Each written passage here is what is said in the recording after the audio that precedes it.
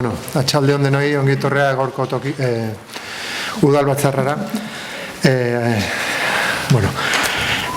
Azten gara beti bezala lehendabizi puntuarekin, eta beti bezala azkeneko aktan hartzea. Ez dakit zerbait ikusi zu zuzentzeko, PSEz, EH Bildu ez da, Kaixo Mikel, EAJ ez da, ontzaten baten dugu idoia, eta bigarren puntura goaz.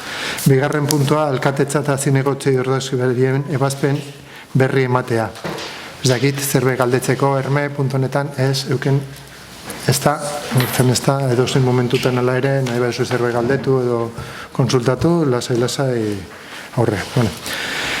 Hirugarren puntuan, tokiko gobernu batzarrak hartutako erabakien kontu ematea.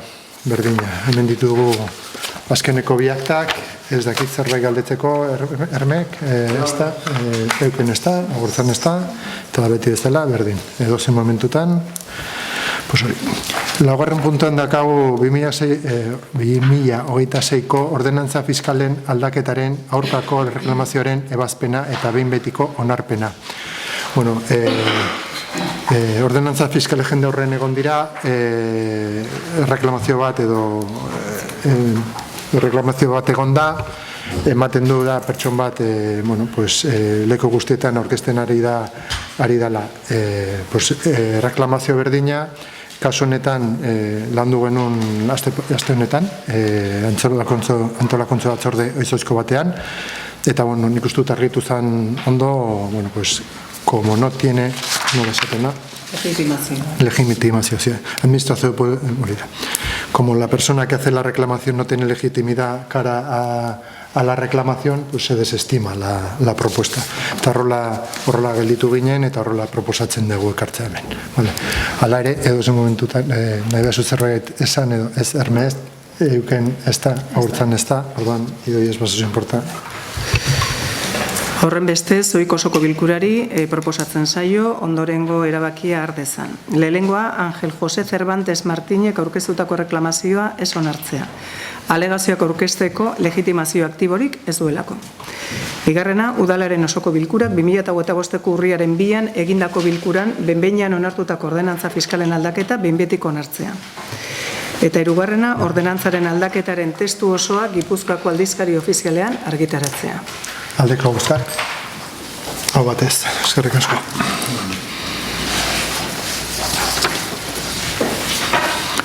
Bosgarren puntuan dakagu eremu pribatuan lan egiteko batergarritasun eskaera.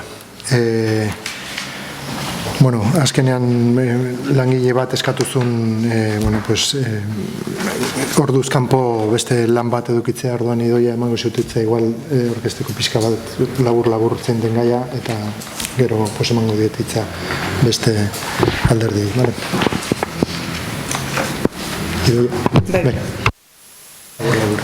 Bai, hau langile batek eremu pribatuan lan egiteko bateragarritasuna eskaera egin du, eta legeak zenbait baldintza jartzen ditu eremu pribatuan lan egin ahal izateko, eta langile honek ez du betetzen horietako bat dela soldatarena.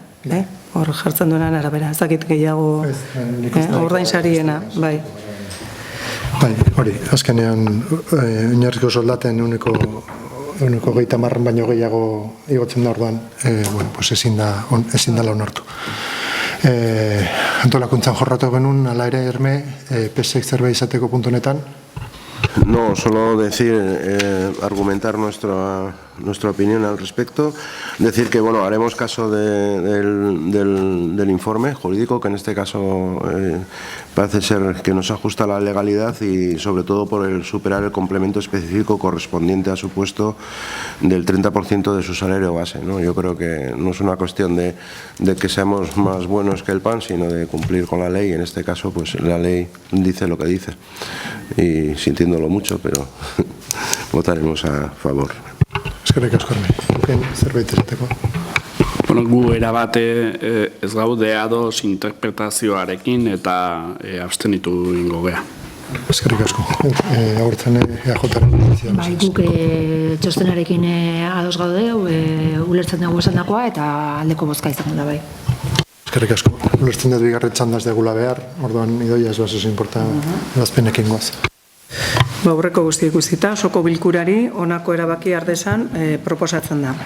Lehenengoa, Samir Ayulin jaunak sektori pribatuan bigarren jarduera egiteko eskatu duen bateragarritasuna ez aitortzea, bere lanpostuari dagokion berariazko osagarriak bere oinarrizko soldataren 130% gainditzen duelako.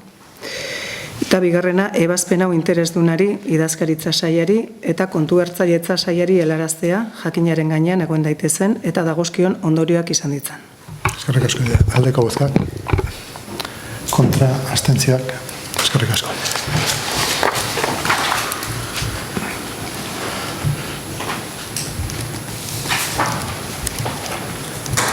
Seigarren puntua, udal bide publikoen inventarioa, 5. zenbakiko bide publikoen trazadua desafektatzea gurutzeta bidea izenekoa, behin betiko onespena.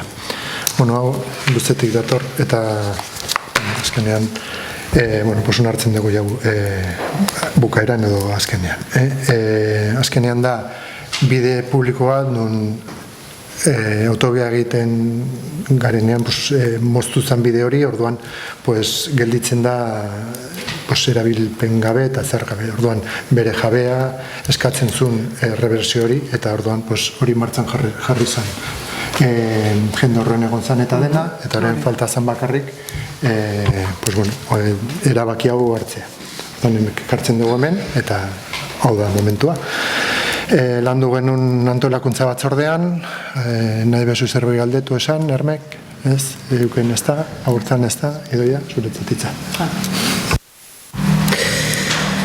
Gaur erbestez, osoko bilkurari honako erabakia urdezan proposatzen zaio. Lehenengoa, behin betikoz onartzea, bide publikoaren inventarioko 5 zenbakiko bidearen, gurutzeta bidea, trazaduraren jabari publikoan desafektazioa.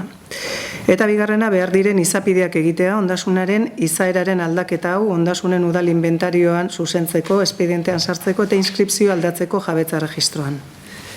Aldeko bezak? Hau batez, eskerrik asko.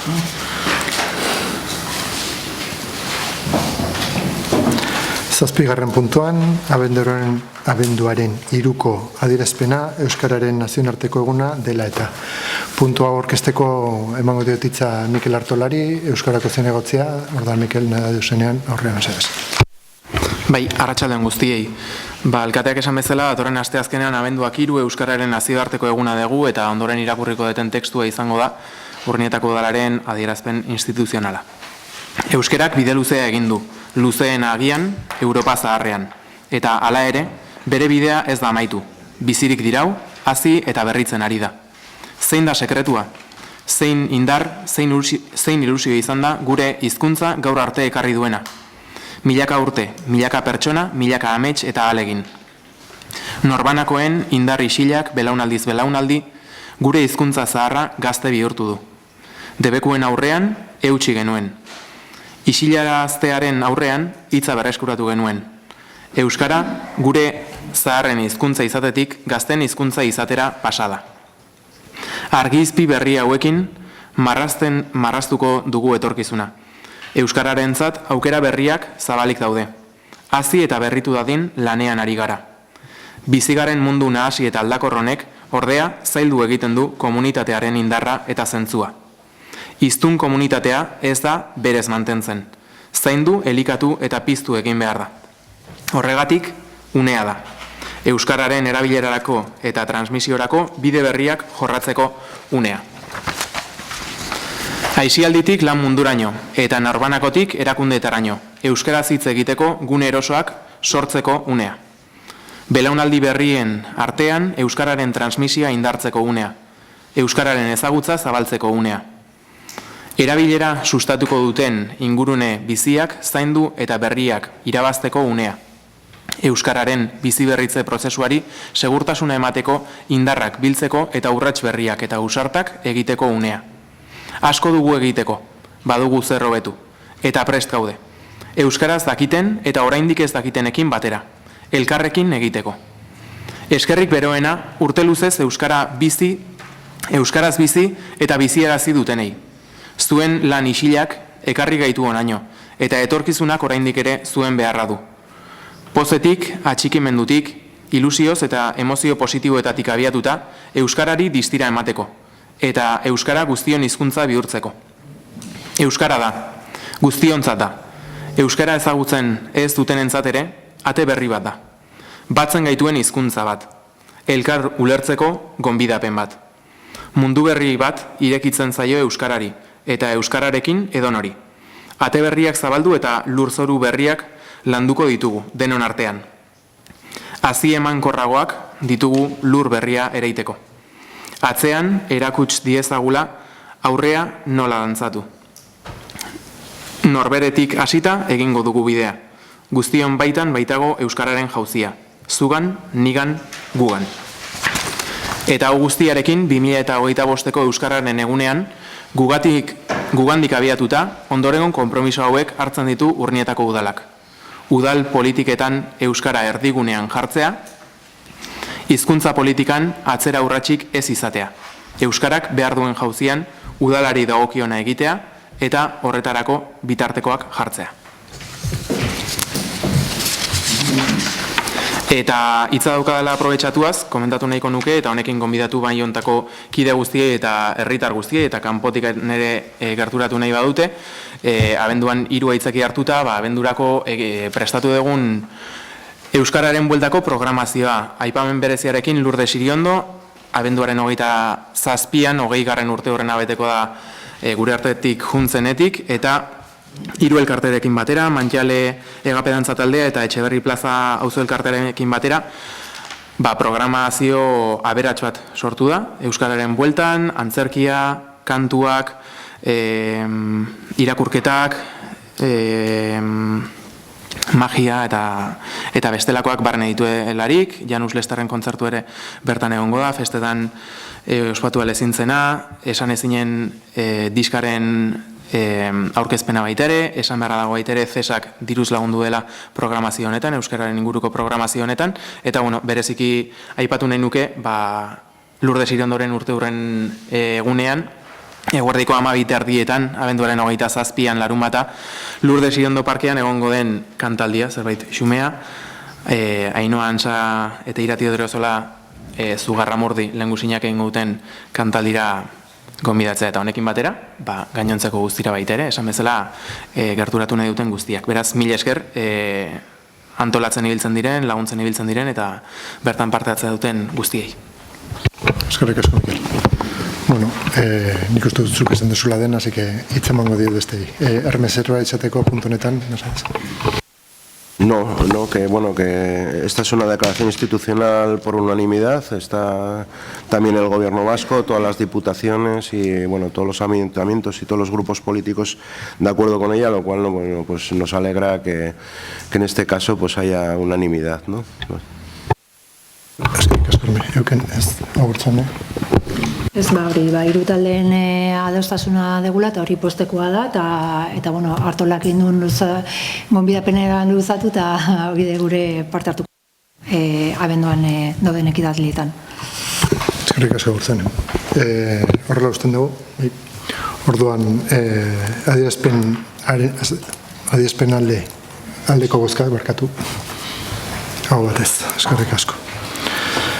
8. puntuan galderak eta eskariak, RMPS zerbait, ez euken, horrela. Guk puntutxo bat aipatzeko, hilabete honen 10ean edo talde politiko guztiei helarazi ziguten herriko baratzetan lapurretak gertatzen ari direla edo. Eta horren gainean, ea zer planteatzen den edo zer egiteko asmoa dagoen momentu honetan, ez dakit itxi edo zerbait egin beharko litzaken, gertaera hauek moztu ahal izateko. Zerbait gehiago duken? Ez. Bueno, pues gure asmoa zan, eramatea puntua urrengo lurraldeko batzordeetan eitzengo luzta eta saietuko gara adostea zerbait, eta bueno, ikusiko dugu izten badegu, edo bueno, kamara jartzea eskatzen dute ere, nik uste pizka desezigoa dela, baina bueno, jorratuko dugu eta bueno, erabakiko dugu zerrekin, bale? Eskerrik asko. Pues honekin bukatzen dugu garko udalbatza, eskerrik asko denoi eta urren arte.